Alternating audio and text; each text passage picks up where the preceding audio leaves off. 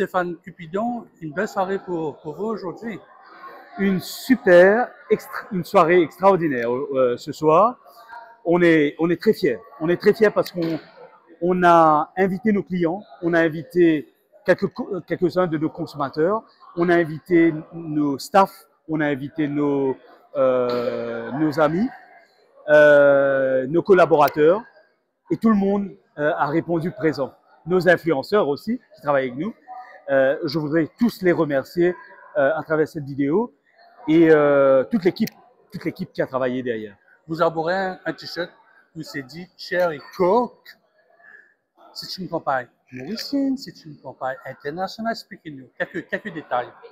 Alors, Cherry Coke, c'est une campagne d'abord globale, inventée par Coca-Cola, qui date de 2011, qui a commencé en Australie, et éventuellement, ça a eu son succès quand la vague est passée sur plusieurs continents, où cette vague de Cherry Coke a pris une proportion extraordinaire. C'était la première fois qu'on voyait une marque mettre les prénoms de ses consommateurs, qui laissait mettre ses prénoms sur les étiquettes.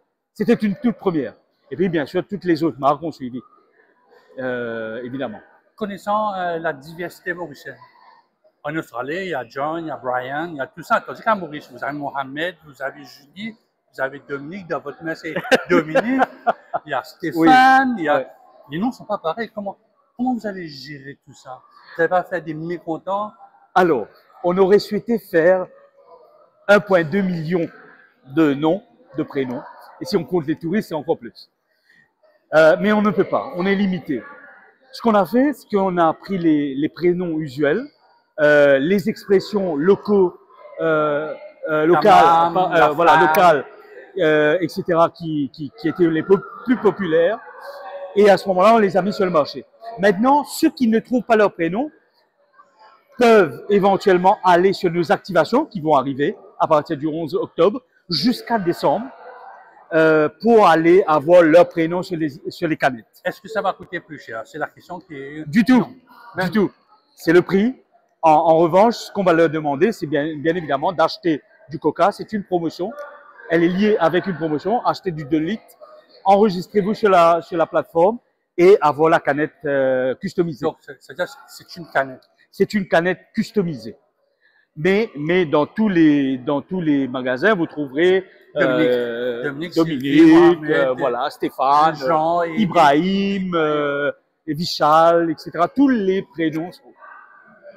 Peut-être c'est la petite question qui va déranger. Les produits gazeux ont augmenté. Quelle sera la stratégie de marketing? Parce qu'il y a des personnes qui sont allées vers l'eau, vers des trucs moins sucrés. Peut-être votre autre produit qui est sugar free, qui va prendre un peu plus ça parce qu'il y a une taxe. Comment vous allez vendre ce projet-là? C'est aussi simple. Aujourd'hui, Coca-Cola est conscient de tout ça, tout ce qui est en train de se passer. Les prix des matières premières qui augmentent, comme le sucre, le prix, par exemple, les salaires qui augmentent, le matériel, les concentrés qui augmentent, etc. Aujourd'hui, on est sur de l'or, on est sur du forex.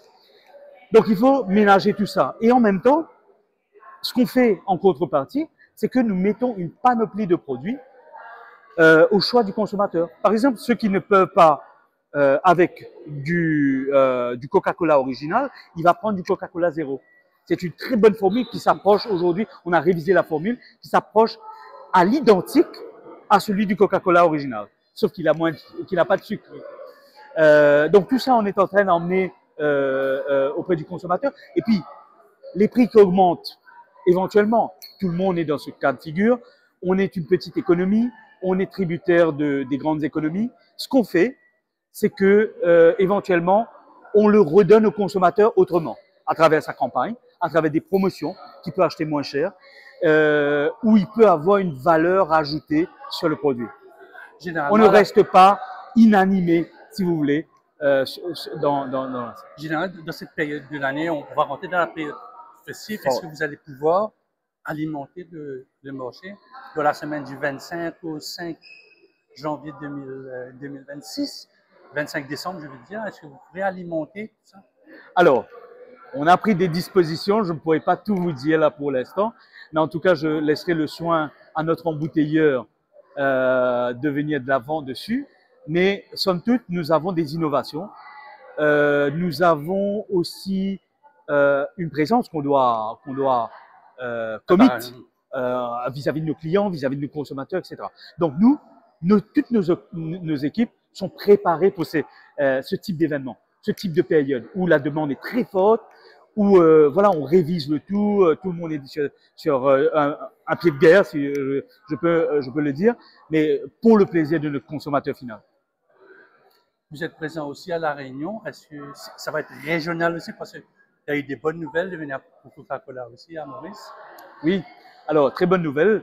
Notre présence sur le territoire s'intensifie. La Réunion, les Seychelles, aussi, la prise de Seychelles. Nous avons aussi un nouvel embouteilleur sur Madagascar. Et puis sur la région, Djibouti, et j'en parle, sur du Mid-Africa. Mais la présence de Coca-Cola, elle a toujours été forte dans la région. On a consolidé, ce qu'il faut savoir, c'est le relationship, c'est la relation avec l'embouteilleur. Notre embouteilleur aujourd'hui, notre franchisé aujourd'hui, est prêt à catapulter, par exemple, les ventes, les innovations, etc., pour le marché, pour les différents marchés.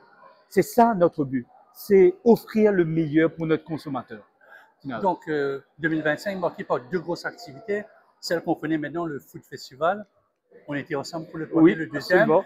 Et là, vous avez une autre grosse campagne. Ça fait beaucoup de travail pendant une année, ça. Extraordinaire. Il n'y a pas seulement Maurice, il y a Madagascar, il y a Réunion. On a fait à la Réunion, par exemple, les JO, etc. Donc, on a fait aux Seychelles aussi avec le FIFA World Cup pour les women, for the ladies, etc. À Djibouti, par exemple, il y a d'autres campagnes. Alors, ça fait beaucoup, mais on est tous concentrés, on est tous focus. C'est vrai que le Coke-Fest a été un événement qu'on n'a jamais vu à Maurice. On voulait le faire, on avait cette vision, et avec notre embouteilleur, avec toute l'équipe qui était derrière moi, on a su le faire et on a mis, on a surligné cet événement. Mais avec le Share a Coke, c'est encore un pas. Et l'année prochaine, ce qui vient, vous savez, la FIFA, ça sera donc un événement à ne pas rater. C'est une année à partir de, complètement. De janvier. À partir de janvier, donc on sera carrément dans la Coupe du Monde oui. de football. Si vous regardez dans le temps, on a pris 4 ans d'activité, ou même plus, 5 ans, d'activité ininterrompue sur le marché. Ininterrompue. C'est-à-dire, à chaque fois, on est venu, soit on lançait une nouvelle formule, soit on lançait une nouvelle campagne. Mais c'est à force de répéter, à force d'être consistant. Et c'est pour ça que les gens adorent Coca-Cola. On ne reste jamais les bras croisés. Donc, qu'est-ce que le Père Noël de Coca-Cola, qui est le Père Noël, hein? Qu'est-ce qu'il va nous apporter aux Mauriciens cette année-ci? Alors, déjà, je l'espère, beaucoup de nos produits sur les tables mauriciennes. Parce que on a vu à travers les études, et on le sait, avoir un Coca-Cola à table, ça, ou avoir un Fanta Sprite, ou même de l'eau, hein, ça fait plaisir. Parce qu'on invite les gens à la maison. On a le plaisir de recevoir. Dans toutes les familles, hein, que ce soit, alors peu importe les religions, peu importe les cultures, on est toujours là à table. Et je voudrais profiter pour remercier toute la population. Tous les gens qui nous font confiance, même vous, donc, tous ceux qui nous entourent aujourd'hui, on a une contribution dans l'économie mauricienne, mais aussi dans la vie de tous les jours des Mauriciens. Merci à vous tous.